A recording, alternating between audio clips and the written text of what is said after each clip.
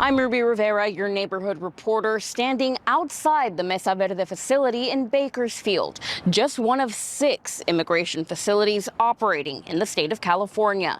A recently released report by the Department of Justice outlines what they say are alarming conditions inside centers like this one.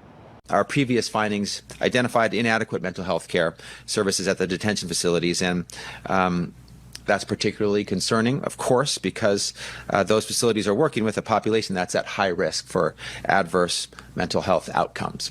Attorney General Rob Bonta is referring to the Mesa Verde Detention Center in Bakersfield and Golden State Annex in McFarland. During a press conference on Tuesday, Bonta said not only did they find little improvements, but more concerning aspects. Regarding mental health, Mesa Verde and Golden State were both found to have inconsistent and inadequate psychiatric evaluations, an over-reliance on medication, and an improper use of restricted housing, amongst other things. Medical and mental health records contained significant inaccuracies that impacted care. Record keeping and maintenance and review of healthcare files at all 6 facilities were deficient. We also identified weaknesses in suicide prevention and intervention strategies. However, mental health wasn't the only factor the Attorney General's team looked into.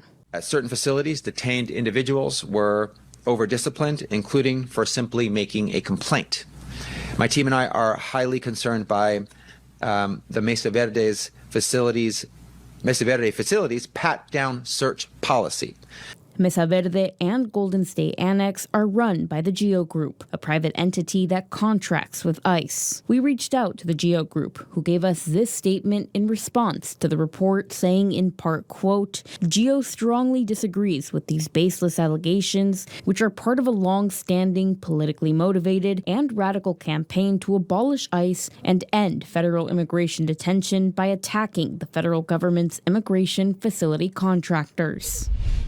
According to Attorney General Rob Bonta, publishing these reports creates a level of transparency between the community and policymakers, something he says is critical during these times. Reporting for 23 ABC News, I'm Ruby Rivera, your neighborhood reporter.